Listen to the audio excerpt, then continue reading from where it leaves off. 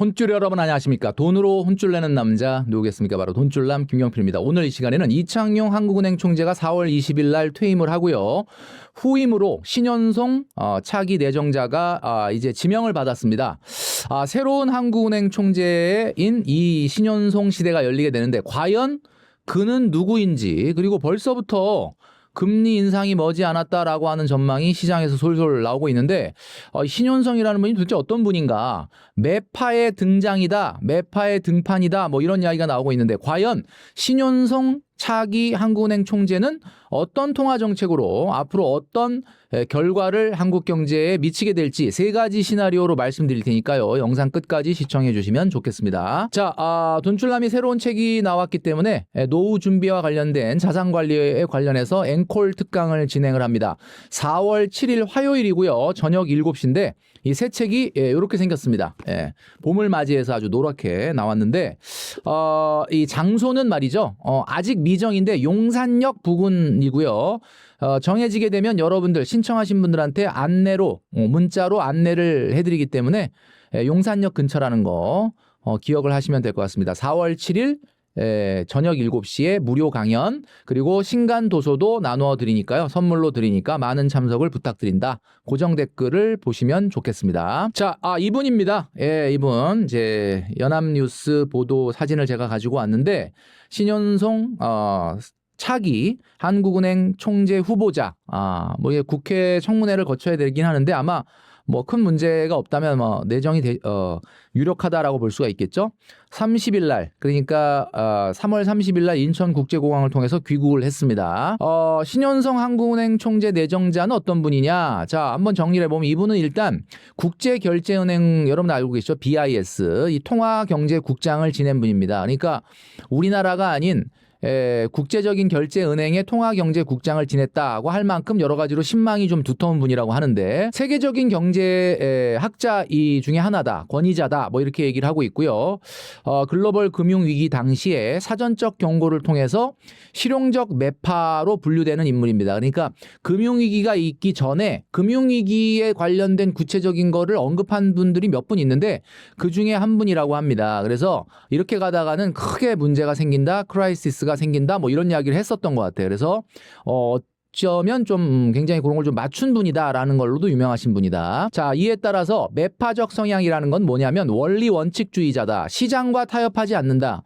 한국은행 본연의 물가 안정이라고 하는, 그러니까 우리가 한국은행은 성장과 물가와 금융 안정인데 사실은 가장 중요한 건 물가죠. 한국은행의 존재 이유가 물가 안정인데 그동안에는 물가보다는 성장을 챙기거나 이랬잖아요. 근데 이제 이분은 그런 거 용납 안 된다. 무조건 누가 나가 자빠지든지 말든지 일단 중요한 거는 물가다.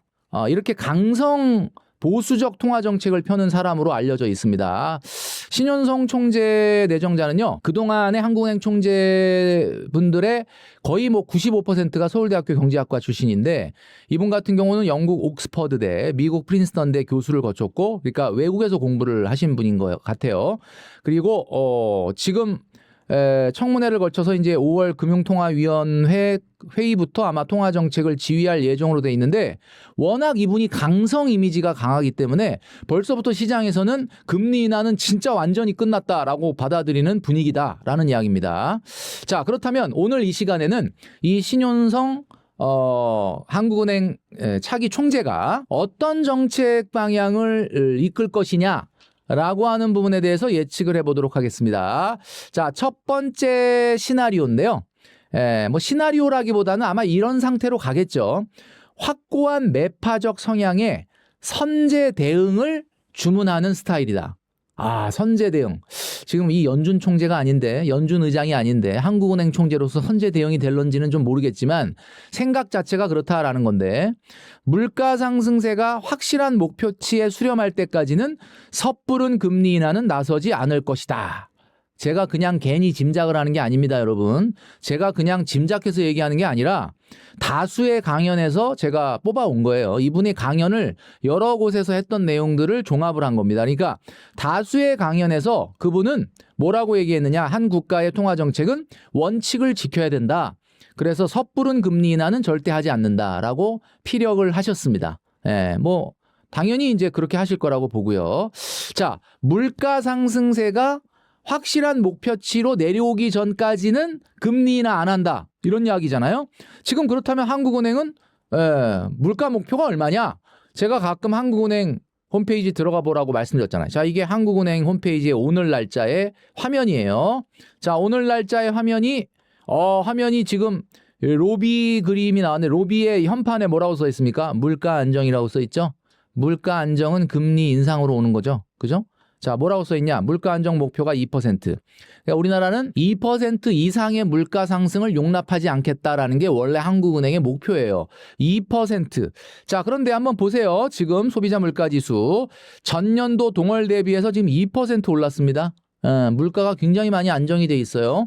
자, 그러니까 당분간은 뭐 금리 인상은 물론 없겠지만 이분이 이제 맨날 이거 들여다보겠다는 거거든요. 여기 보면 나와 있지 않습니까? 한국은행 홈페이지에. 자, 2%로 완벽하게 수렴하지 않는 한은 금리 인하는 안 한다. 뭐 이런 이야기인 거지. 그죠? 이런 부분입니다. 자, 신윤석 내정자의 정책 방향 두 번째. 가계부채 및 부동산 강력 견제. 가계부채와 부동산을 강력 견제하겠다라는 기조인데 물가 지표를 넘어서 금융 안정을 해치는 부채 문제에 대해서 강력한 경계심을 가지며 보수적 통화 정책을 유지하겠다. 자, 이거 제가 그냥 하는 얘기가 아닙니다. 이것도 이분이 어디선가 발언을 했던 내용을 말씀을 드리는 거예요. 자, 물가 지표를 넘어서 그러니까 순서가 이창용 한국은행 총재의 그동안 임기 중에 순서는 뭐였어요? 가장 중요한 게 성장, 금융안정, 3순위가 물가였죠. 근데 이분은 순서가 어때요? 무조건 물가, 그 다음에 금융안정, 그 다음에 성장. 그러니까 부채로 성장하는 건 아무 소용없다. 이렇게 얘기하시는 분이에요. 그러니까 부채로 인위적으로 돈을 풀어서 성장하는 거 안 된다라고 얘기하는 분입니다. 그러니까 국제결제은행 BIS에 근무하는 시절부터 부채로 쌓아 올린 자산 가격 붕괴는 굉장히 위험한 거다. 그러니까 지금 한국 경제에 대한 강력한 경고를 외국에 있을 때도 여러 차례 강연을 통해서 하셨던 분입니다. 그러니까 아마 본인이 한국은행 총재가 된다 그러면 와서 어떻게 해야 되겠다라는 생각이 굉장히 강력한 분이다. 그러니까 소위 말하는 아주 원칙주의자고 매파적 성향을 갖고 있다라고 우리는 해석을 할 수가 있는 거죠. 자, 세 번째, 가상자산을 굉장히 경계합니다. 이분이. 그래서 CBDC. CBDC가 뭐예요? 그러니까 이게 중앙은행이 발행하는 디지털 화폐잖아요. 그러니까 CBDC는 뭐 사실 다 실험은 끝났다고 합니다. 기술적 문제가 없다라고 하는데 이제 앞으로 민간에서 발행하는 가상자산에 대해서는 뭐 이런 말을 직접 워딩으로 하시진 않았는데 솔직히 인정하고 싶지 않다. 약간 이런 강력한 보수적 그 통화 정책을 지지한다. CBDC 도입에는 속도를 낸다. 그러니까 한마디로 말해서 중앙은행이 발행하는 이런 전자화폐에 대해서는 속도를 낼 거다. 그러나 민간 주도의 가상자산에 대해서는 인정하고 싶지 않다. 금융 주도권을 한국은행이 쥐고 갈 것이다. 이런 강력한 리더십을 이야기하고 있고요. 스테이블 코인이 최근에 이제 어떻게 보면 말이 많죠. 미래의 스테이블 코인이 진짜 지금의 화폐를 대체할 거다라는 이야기도 있는데 아무리 스테이블 코인이 코인 발행하면서 국채를 산다고 하더라도 신윤석 차기 한국은행 총재는 스테이블 코인이라는 거는 어떤 위기가 왔을 때 1대1의 가치를 유지하기 어려운 말 그대로 문제가 있는 시스템이다. 이렇게 일축을 했습니다. 그러니까 무슨 얘기냐? 한국은행이 주도권을 갖고 있는 통화 아니고서는 실제적인 통화라고 보기가 어렵다. 라고 아주 보수적인 입장을 내세웠다라고 말씀드릴 수가 있는 거죠. 자, 세 가지를 말씀드렸는데 여러분 느낌이 어때요? 딱 듣기만 해도 야, 이분은 정말 센 분이 왔구나. 센 분이 왔구나 생각이 좀 듭니다. 자, 그렇다면 뭐예요? 부실화되고 어려운 이 부채 문제, 망하는 한이 있더라도 정리를 하는 한이 있더라도 고름을 도려내는 한이 있더라도 이분은 성장을 위해서 경기 부양을 위해서 금리 인하를 섣불리 하지 않는다라는 내용이 담겨져 있습니다. 자, 네 번째 환율입니다. 환율 방어와 대외 건전성 유지를 강조하고 있는데 이분이 외국에 있었으니까 외국에서 우리나라를 봤을 때 얼마나 안타까웠겠습니까? 예, 환율이 1,500원을 치솟고 지금은 뭐 전쟁이라는 또 특수성이 있긴 하지만 이분 같은 경우는 환율 방어를 한국은행이 못 해줬기 때문에 사실 누구 살리자고 누구를 죽이는 일이다. 이렇게 이제 이분은 생각을 하는 것 같아서 외국인 자본의 급격한 유출입, 뭐 한국 주식 사겠다고 외국인이 돈 갖고 들어왔다가 또 한국 주식 팔고 또 나갔다가 이렇게 외국인 자본의 급격한 유출과 출입이 반복되면서 환율 불안성이 증가됐고 이런 방어를 적극적으로 한국은행이 할 것이다. 그러니까 환율 상승 압력이 커질 때마다 적극적인 메시지를 내고 정책 수단을 동원할 것이다. 그러니까 한마디로 말해서 어떻게 보면 조작국 또는 환율 조작에 대한 의심 이런 것들 눈치 보지 않고 한국은행이 적극적인 역할과 메시지를 전할 거다. 이런 표현들을 했습니다. 그래서 글로벌 자본 흐름 모델 제시의 권위자로 알려져 있다라고 하는데 이게 뭐냐면 이분이 이제 강연에서 얘기한 내용인데 외화가 이렇게 신흥국에 돈이 들어왔다가 또 나갔다가 하는 이런 그 모델이 있대요. 자금 흐름의 모델. 이 모델을 이분이 이제 어떻게 보면 모델로 제시를 한 부분인데 아무래도 학자니까. 근데 이 부분을 제대로 조절 못한다라고 하면은 이창용 총재가 걱정했던 것처럼 우리나라의 경제 체력에 비해서 지금 환율이 너무 높은데 그 이유가 글로벌 자본 흐름의 모델을 제대로 적용하지 못했기 때문이다. 이분은 이렇게 얘기를 하고 있습니다. 그러니까 아마 좀 기대가 됩니다. 아무튼 환율 방어에도 굉장히 적극적으로 나서실 그런 모양이다.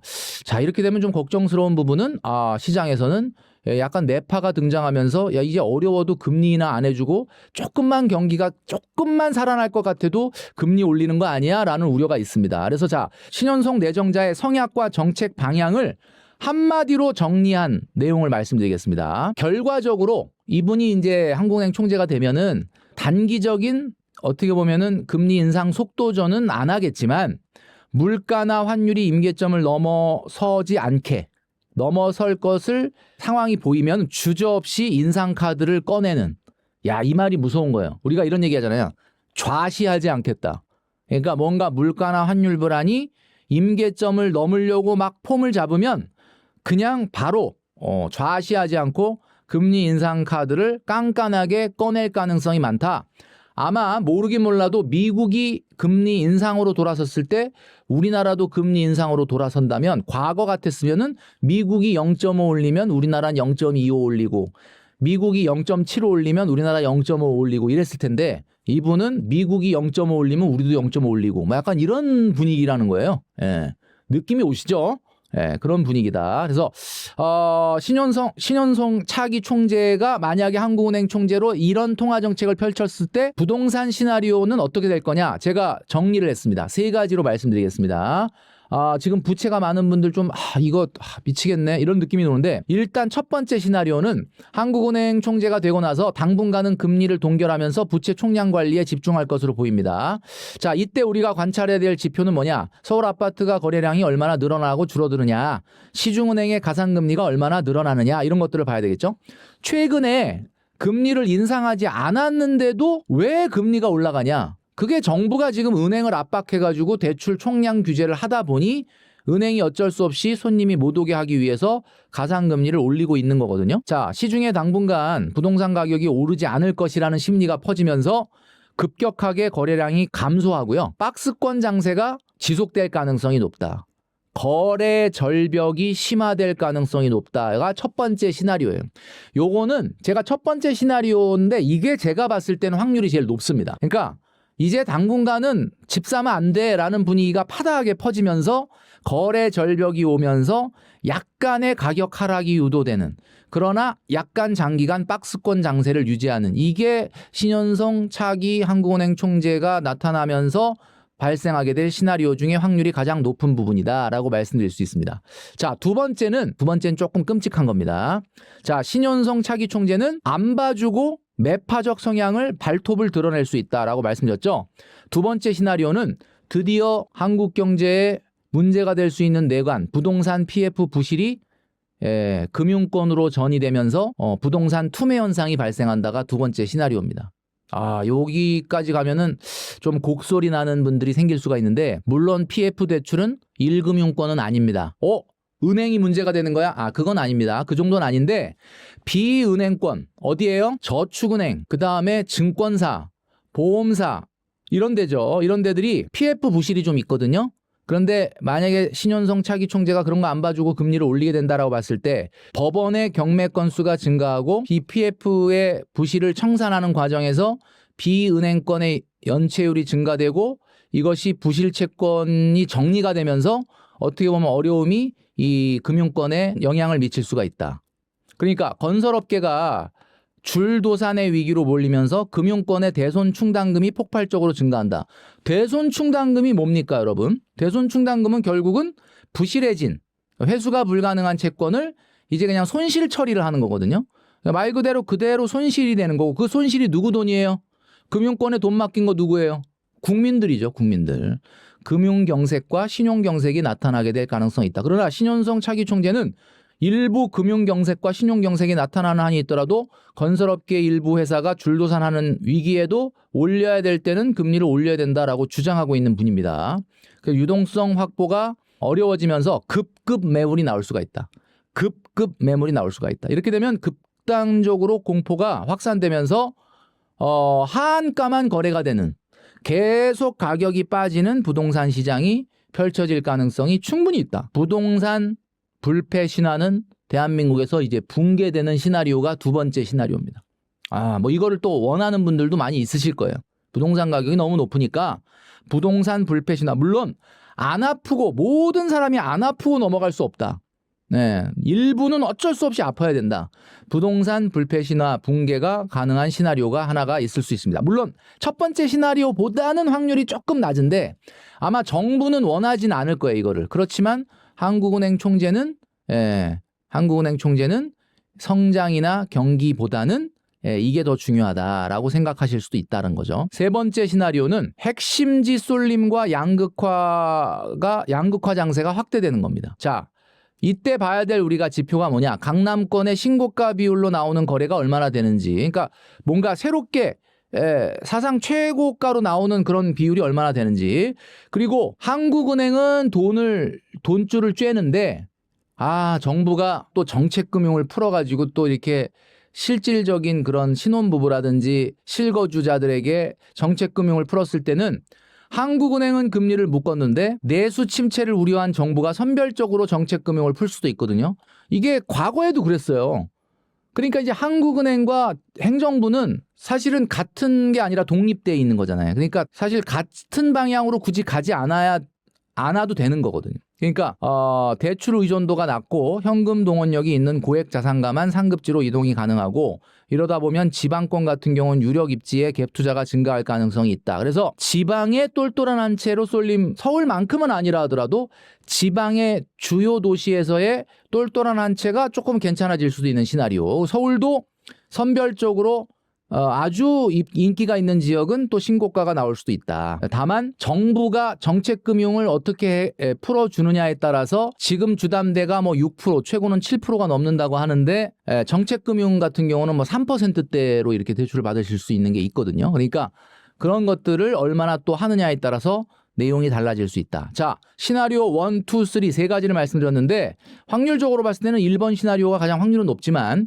2번, 3번도 얼마든지 발생할 수 있는 내용이다라고 말씀드릴 수가 있습니다. 자, 정리를 하고 보니까 신현성, 이분 진짜 센 분이다 라는 생각이 딱 듭니다. 원리 원칙주의자, 매파적 상향이 굉장히 강한 분이고, 결국은 성장이나 금융 안정도 중요하지만 물가가 더 중요하기 때문에 여차하면 금리 인상 카드를 꺼낼 수 있는 그런 분이다라는 느낌이 드는데요.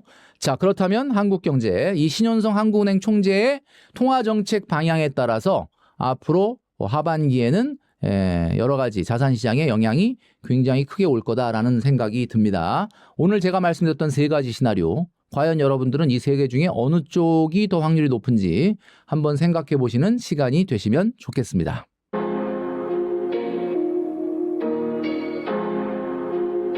그러니까 결국은 잉여소득을 늘리는 게 머니트레이닝 스쿨의 가장 4개의 축 중에 하나입니다. 그래서 1년 정도 이거를 하고 따라하면 저축의 체력이 조금 늘어나는 게 느껴져야 돼요. 그리고 소비 MBTI도 뭐 ERFQ로 바뀌어야 되고 막 이런 식으로 가야 되는 거예요.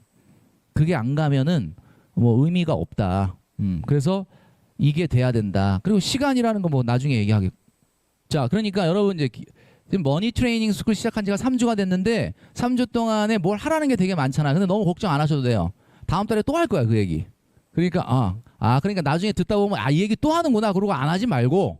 그러니까 제가 딱 느낌적으로 알잖아요. 이렇게 했는데 얼마나 따라오느냐는 느낌적으로 알잖아요. 그래서 속도 조절을 좀 할 거고, 중요한 거는 일단 여러분들이 매일 들으면서 어떤 분들은 이 머니 트레이닝 스쿨 신청한 게 자꾸 소비 유혹이 생겨가지고 아침에 한 15분 정도 제 목소리를 들어야 진정이 될 것 같다. 그래갖고 또 하시는 분도 있는데 그거 너무 좋다. 진정제. 소비의 진정제. 예. 그죠? 예방주사를 맞는다. 너무 좋다. 충분한 가치가 있죠. 그래서 공부를 하되 공부는 자산 가격을 맞추는 정보는 아니다. 이거를 겸허하게 받아들여야 돼요. 절대로 그걸 맞출 수 있는 사람은 없어요. 예, 없고 다만 조금의 확률을 높이기 위해서 우리가 장기적으로 기본적인 거는 좀 알아야 되니까 하는 거예요. 일단은 미국 경제가 제일 중요하죠. 우리가 봤을 때는 미국 경제가. 미국하고 우리나라가 교육 1위예요.